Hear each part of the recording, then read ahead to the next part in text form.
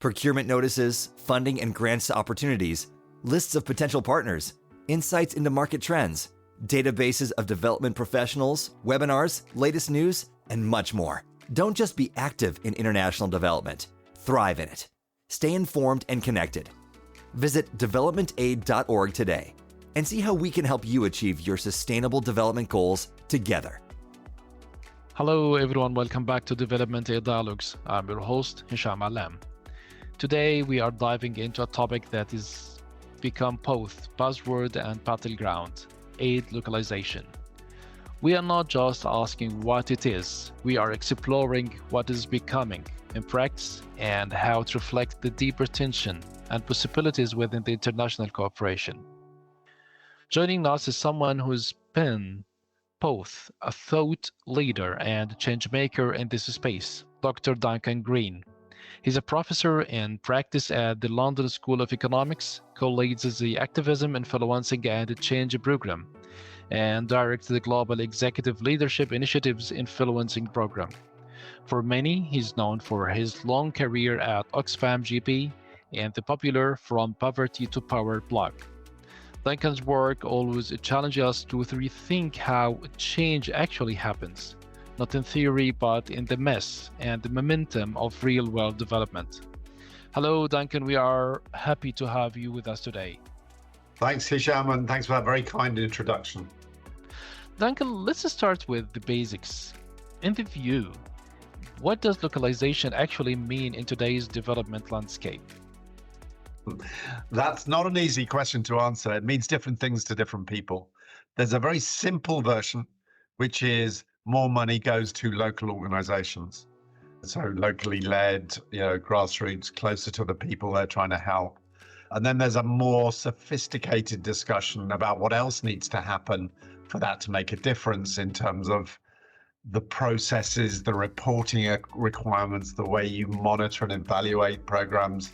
If you just give the money and you don't do lots of other things, it doesn't always make that much difference. So I think that whole discussion is ongoing.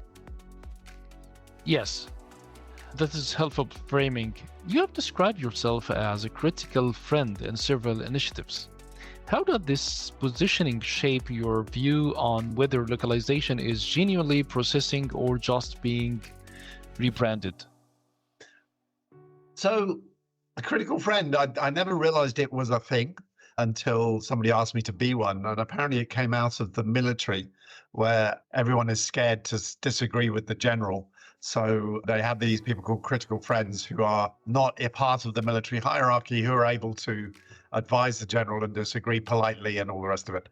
And that's a role I love playing. And it's the way it overlaps with localization is that my power is circumscribed. I'm not the person with the money. I'm not the person who with the line reports. So I can suggest things, but no one has to take me seriously if the suggestions don't make sense. And I was telling you before we came on air, this morning I had a really nice call with a program in Papua New Guinea, where I'm a critical friend, where they have taken a simulation of trying to influence the government in the middle of a very chaotic period, done it all with local staff, local facilitators in the local language, Top Pishin. And this was a kind of download after their first day. And they were absolutely excited about how well it went. And it was a really nice piece of localization in action. And like many pieces of localization, it was actually a bit of an accident. I was supposed to be there with another outsider, but my colleague hurt her knee skiing, so we couldn't go. So we just handed everything over and it went really well. So sometimes localization happens by accident, and that's great. We need to get much better at making it happen by design. That's interesting, and it leads me to wonder about the momentum. From your time at Oxfam to your work today, have you noticed any real shift in how donors and international NGOs approach localization, or are we circling the same drain with different terms? I mean, my feeling, as maybe a bit simplistic, is that people have been trying, within the aid sector, have been promising and meaning to try and localize for 20 years or so, at least. and they have largely failed. Now, there's one reaction to that, which is they're lying, they're hypocrites, they never meant it. I don't think that's terribly useful. I find it when something is promised repeatedly and not delivered, and you believe that the people have good intentions, it's worth thinking about the ideas, the interests, and the institutions that are preventing them from getting where they want to get to.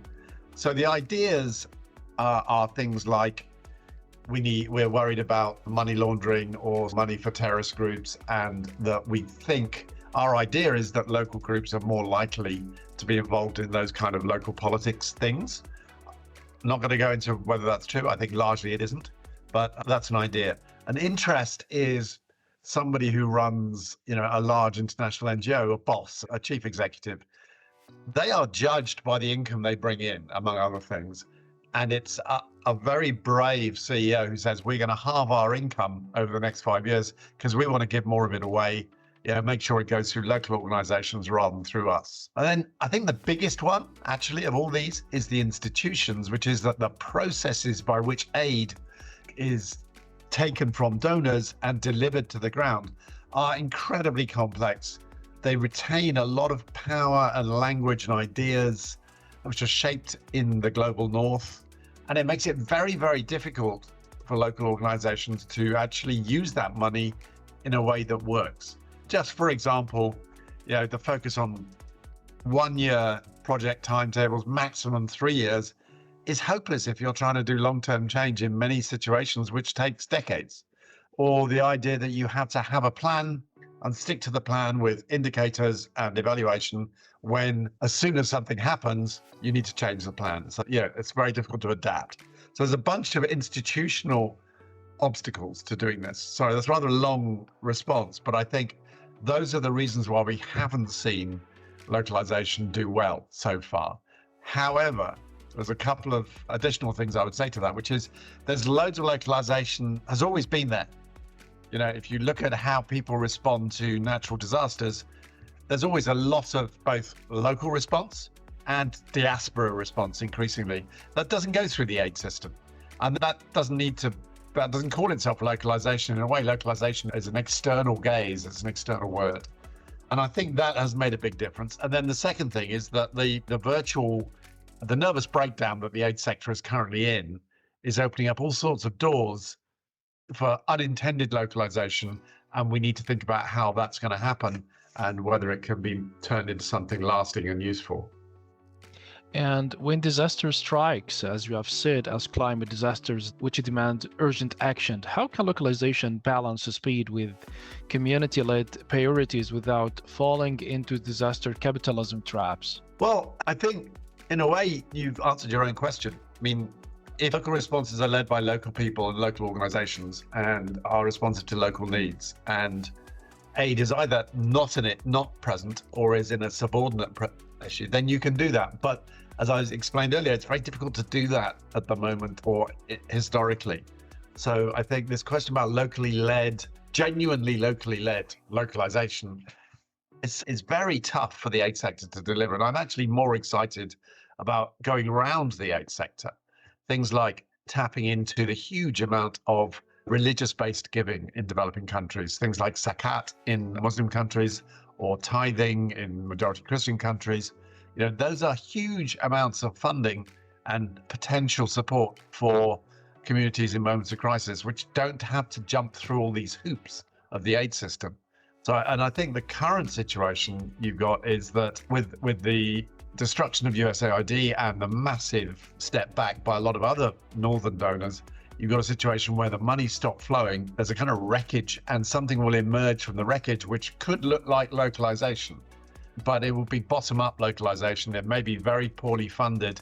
There's not going to be great careers in that form of localization, but it could be more authentic and very interesting depending on how the next couple of years play out.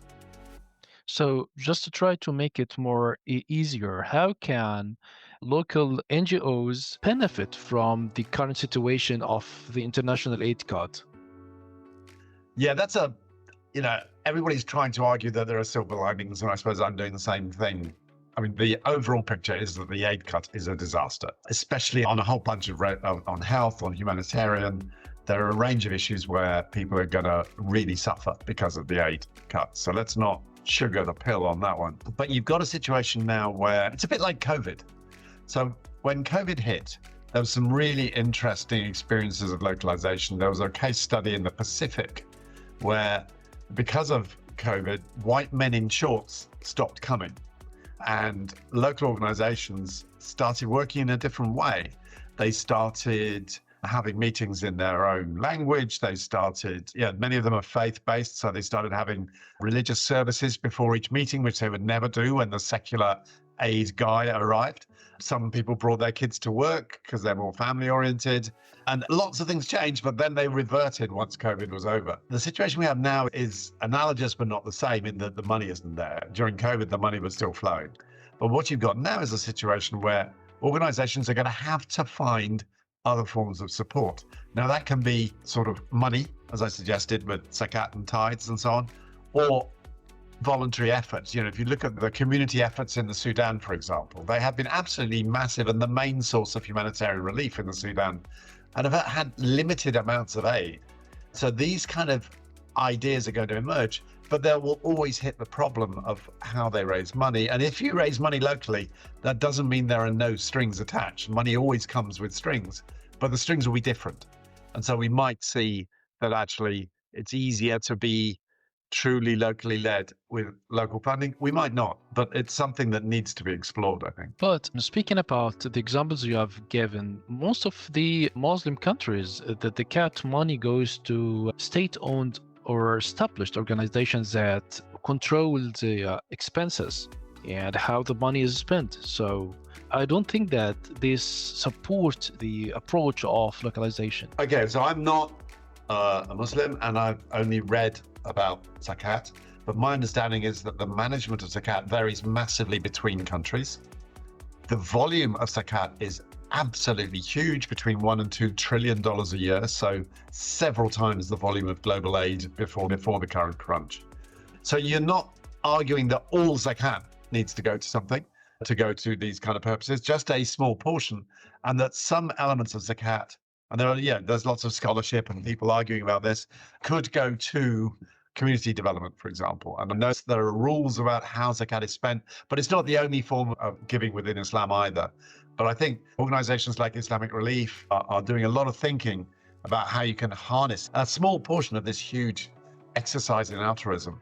It definitely doesn't go to government in many places. It goes to the local imam or the local mosque, or to family connections to put kids through school. There's many different ways it's given, as my understanding. But I'd stress my very superficial knowledge on this. But it's certainly something that we need to explore, as is giving by diasporas, and just to see whether the governance and the effectiveness of those forms of giving could be improved in terms of the impact on communities. From your view, what do you see the biggest structural or institutional incentive that currently hinder genuine progress on localization? Back to those three I's I mentioned earlier, I think it's a combination of ideas, some of them sort of semi-racist, some of them just a question of domestic politics, institutional processes, which I think are underestimated, and interests in terms of shapes the incentives of leaders in the aid sector. Those three things come together,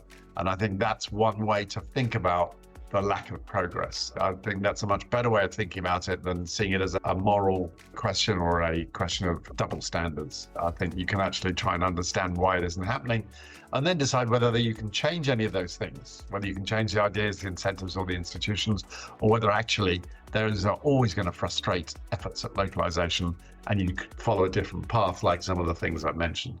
Of course, not all localization is created equal. What danger arise when localization becomes a box-ticking exercise? How do you avoid romanticizing local at the expense of real accountability and effectiveness?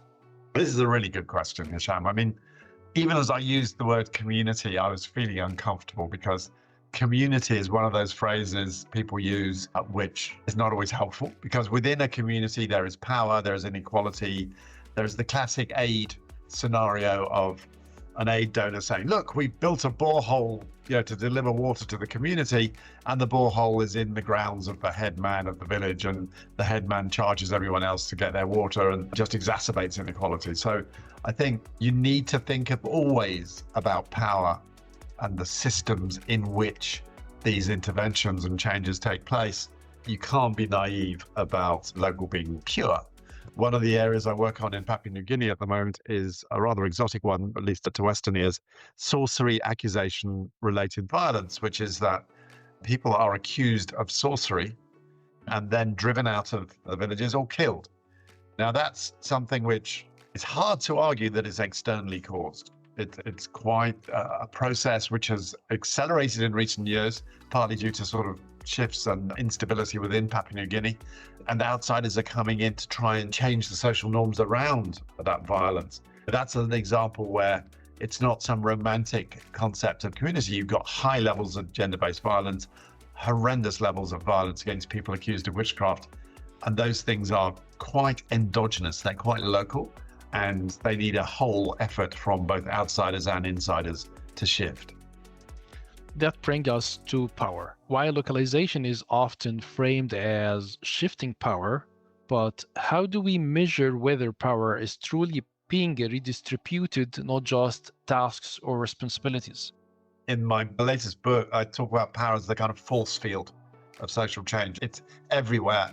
And in all places, the community, the village, the family, we all know that. And many processes of change actually involve the renegotiation and redistribution of power. And it's hard to measure. I think, in a sense, measurement is itself contested, and it's the academic word. So, why are you measuring it? What are you measuring it for? Is it enough to measure it by asking people whether they feel more or less power in a certain situation? Or do you have to put a number on it to satisfy a donor, in which case you're in real trouble, because this is a subtle and difficult thing to measure. Oxfam has done interesting work to try and measure women's empowerment, and I think that's a great piece of work. But in general, it's very hard to measure. And so I think you need to have faith in people's judgment about whether what you're doing is distributing power in the right direction or the wrong direction. So in the example I gave earlier, if you ask the head man, have we empowered this community with this borehole, with this well? He will say yes. If you ask the community and the head man is there, they will say yes. If you ask the community and the head man is not there, maybe they say yes. If you ask the women in the community, they will give you a different answer from the men in the community. So you've really got to think about your method, who you are talking to, in what situation, and what answers you might get because of the influence of power. And that's difficult work. It's long-term work. It requires a level of sort of understanding of the context. And it's not something you just come in with a clipboard and tick and then go back to your hotel. So we cannot have a solid reference for this? I think qualitative research can be rigorous, right? So I think I would call that solid. So for example, when I was at Oxfam, we piloted some work with diaries where you get local students to go back to the same families regularly over a period of 6 months or a year and ask them about a particular question, how they've resolved disputes, how they've managed money, how they've got access to water and sanitation. That is painstaking work which builds up a picture of reality. If you come in once with a survey, it's garbage, right? So I think you have to actually do the work differently, and it's going to cost more and take longer, but you can get solid evidence on this kind of thing. And I'm very excited about that diaries work, which is popping up in various places now, because I think it's one way to do what somebody called it cut price ethnography. It's a way of sort of doing what anthropologists do and getting deep with families, but in a way that is affordable and gives you some sort of picture of what's actually going on inside that community. Do you have in mind a success story or a model you prefer to share with us about localization? I mean, a couple of stories, really. One is that the example I gave you from the Pacific. Another one, a long time ago, I used to work at the Catholic Aid Organisation in England and Wales, CAFOD. They were asked by their sister organisation, Caritas Nigeria, to send over a couple of fundraisers just to help with them raising money from Nigerian Catholics. And they did that. And Caritas Nigeria were astonished they were overwhelmed with the amount of money they raised locally. So that idea of raising money locally is possible in some contexts.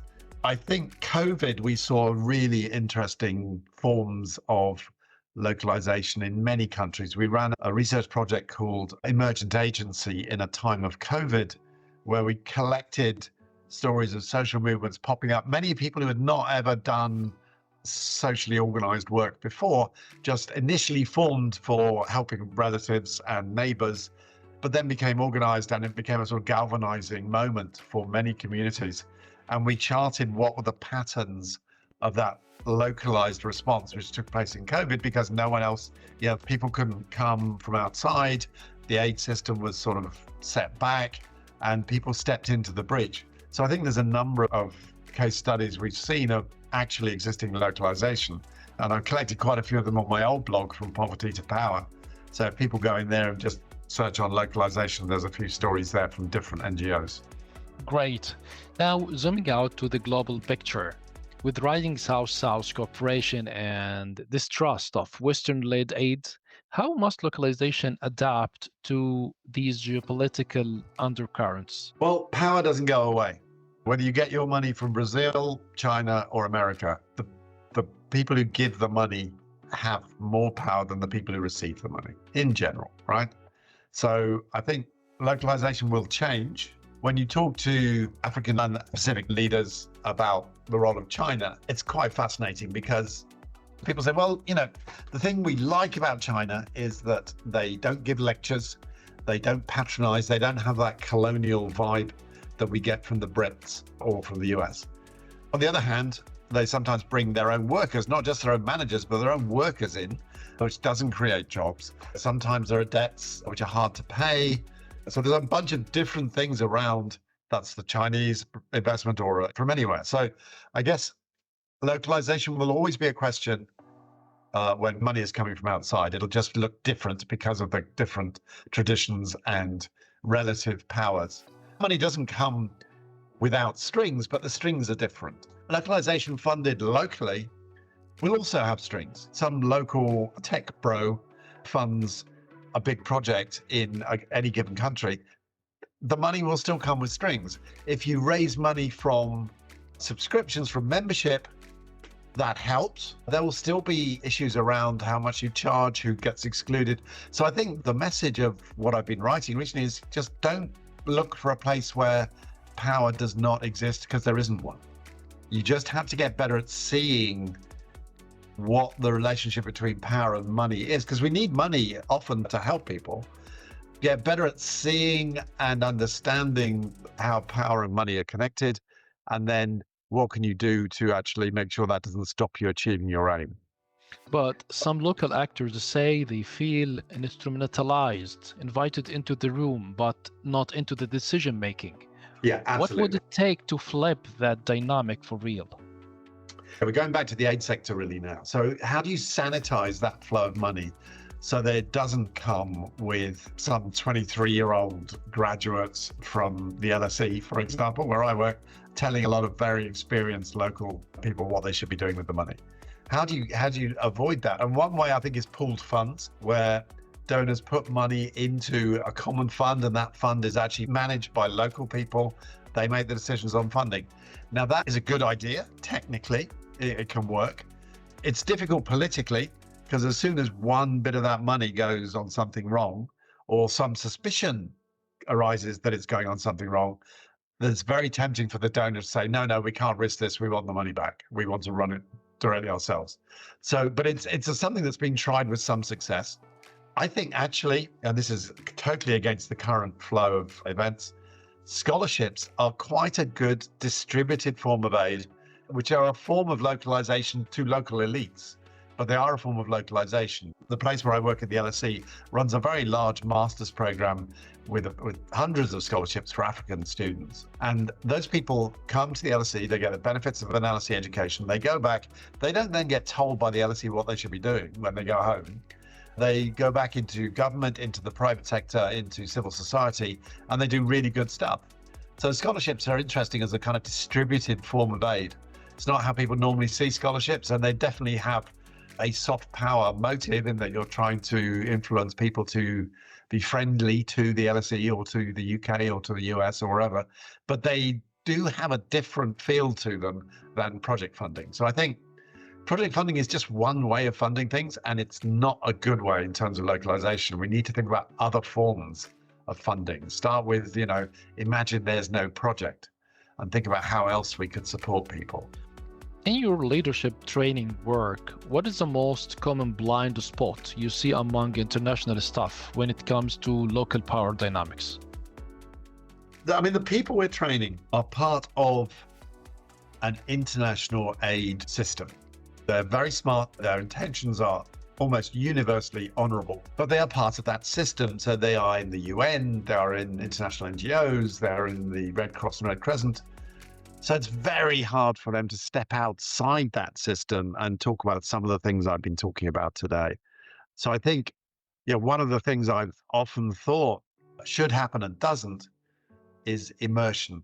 That maybe in order to sort of get people out of the fixation with internal processes, with sign-off, with funding, with committee meetings, people should spend a week or 2 weeks a year just living in a small community, not trying to deliver aid, just seeing how they live, how they work, understanding more what the lives are like of the people they think they are helping. So I think there's a sort of cultural mindset which makes it quite hard to take localization out of this kind of top-down model and think about what it actually means. That sounds great. The international NGOs often talk about building local capacity, but who gets to define what capacity looks like? Are we imposing models that don't fit the context? So I remember when I worked very briefly for the British Aid Ministry, DFID it was called then, and we got an application from an Indian NGO for funding to build the capacity of British NGOs. And I thought that was a fantastic idea, and I was really disappointed when our department said no, because it just highlighted essentially the colonial nature of this phrase, capacity building, because the assumption behind that is that we, the global north, the aid sector, the experts, will build the capacity of them, the global south, the grassroots organizations, the local CSOs. And that is just such a partial picture of reality, where some of the organizations I've worked with, their local staff are supremely politically savvy, they're well connected, they know how to make change happen in their context, and it's laughable to think that we would be building their capacity on anything other than how to manage the aid system. And a lot of the capacity building is actually about how to manage the aid system, which is almost like reinforcing the problem. So I think a different approach to capacity building, where you say, what do you want to know? Who do you think is best placed to do that? Would the best way to build your capacity be to send you to a similar context, to spend a week with another NGO or another government body that's done it rather better than you, or that has a track record on that? If so, we'll fund it. Not, yes, we can arrive with our PowerPoints and enlighten you and then fly out again, because that is a terrible model of capacity building. Even though sometimes what I do, I try to minimize that level of white privilege in delivering capacity building. It's not good. Speaking about managing the aid system, there is often tension between speed and participation when donors say they want local ownership but also need quick results. Who usually compromises, and what is lost in the trade-off? Great question, Hisham. I mean, you won't be surprised to hear that I think it's the communities have to compromise, and the trade-off is less impact. So an example from an old Oxfam program I worked on, I give a lot of examples from Oxfam because I was there for 20 years. So I built up a lot of my kind of pool of stories when I was there. We had this really interesting program in Tajikistan where nothing was working on water and sanitation in Tajikistan. And so we went to the Swiss government and said, look, there are 17 government ministries working on water and sanitation. There are all the UN bodies, there's the World Bank, there's private sector, there's NGOs.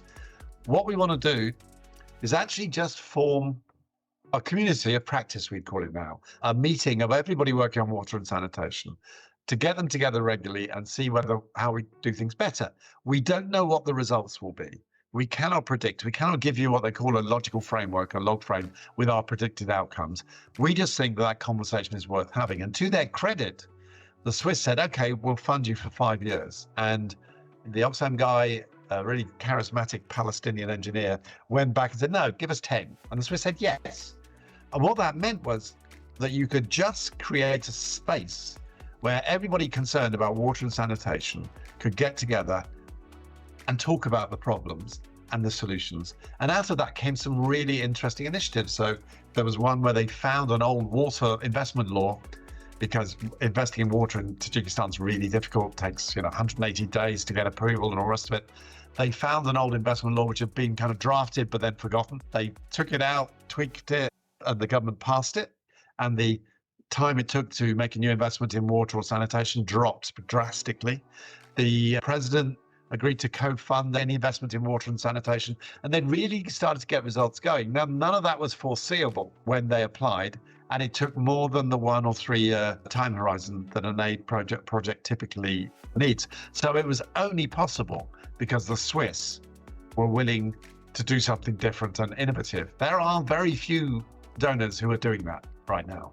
So I think there's a real problem about that slow change which can produce results. A second example, increasingly in the aid sector, people are talking about the importance of social norms. It's not about laws, it's not about policies, it's about the underlying views of people about what is normal, natural, acceptable. Something like gender-based violence, treatment of LGBTQI individuals. Though shifting social norms is not something you can do in a year. This example I gave from witchcraft in Papua New Guinea. These are things that take generations to change. Aid is very poorly designed for this kind of work. In a way, aid is designed for building stuff. Let's build a well, let's build a road, let's build some infrastructure. That morphed into let's build schools, let's build hospitals, let's deliver medicines. All of these were short-term interventions. Increasingly, we're looking at longer-term issues like shifting social norms. Aid is very poorly designed for those. Could you tell me one hard truth about localization that people in the sector don't like to admit? Okay. This is where I get into trouble, but that's why you're asking me the question, right? Okay, so there's the view on localization of the people who resist it, which is that local players are more likely to be politically involved and more likely to cause political problems because, for example, they are members of local parties, they're linked to local groups, they may take money and give it to local groups. There is an element of that which is true, which is that obviously people who are politically aware, who are involved in their societies, are much better at delivering local programs, but they're also much more likely to be involved in local politics than foreigners. So you have to come up with a way of thinking about that, which manages that. Not says because of that we're not going to do any localization, but there's no point in being naive and saying that's just racist, because actually it's entirely understandable that people from local societies working in local contexts are part of local politics. And many people working in the aid sector go on to then stand for office. And many of the people that the aid sector helps goes on to stand for office or go on to be involved in politics.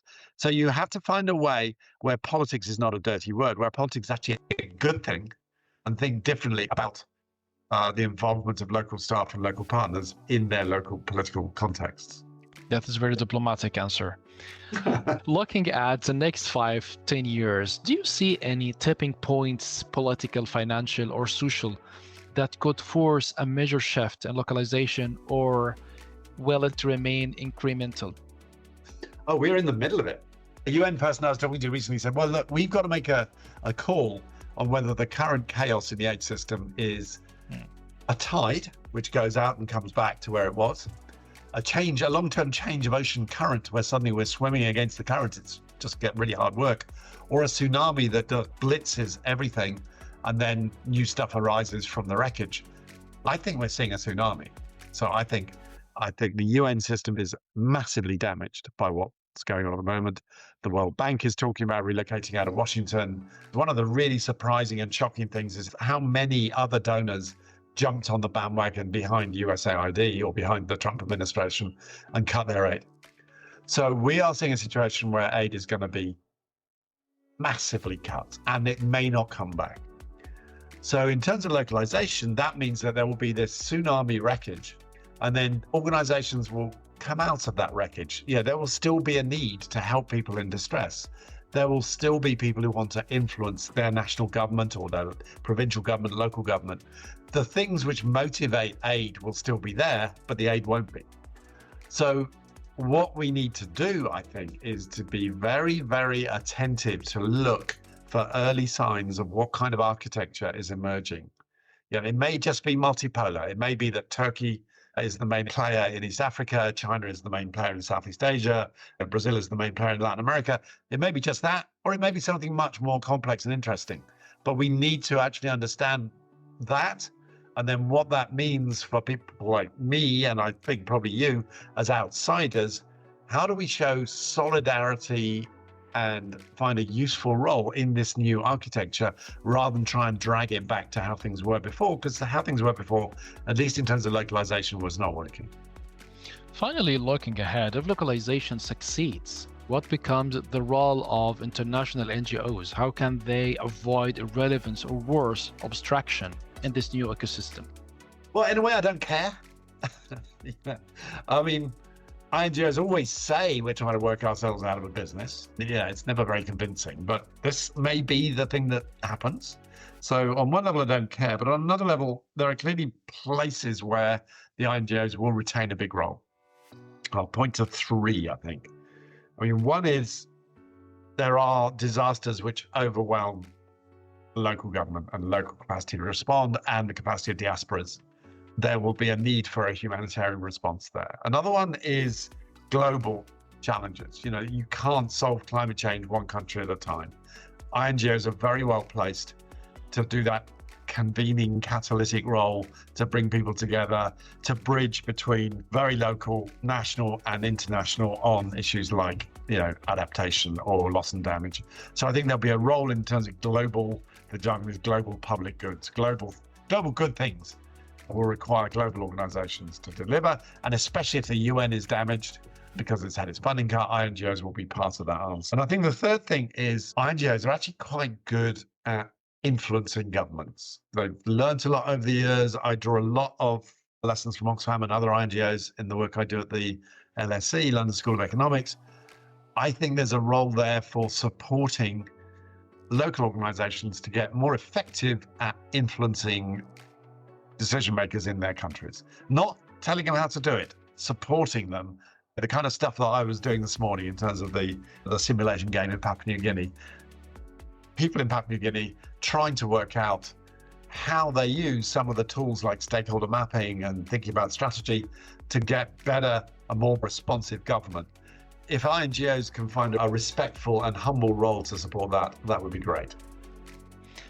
Duncan Green, thank you for pushing us to interrogate the assumptions behind the words we use. You remind us that changing how we do aid is ultimately about changing how we see power, where it sits, how it is shared, and who gets to define success. As always, we would love to hear your reflections. Is localization in your world more talk than transformation, or are you seeing signs of genuine shifts? To everyone listening, if this conversation stirred something in you, let it move beyond the echo. Talk about it, question what is working, lift up the voices that don't always get the mic. I'm Hisham Allam signing off, and this was DevelopmentAid Dialogues. Until next time, stay curious, stay compassionate, and above all, stay human. Goodbye. Free audio post-production by alphonic.com.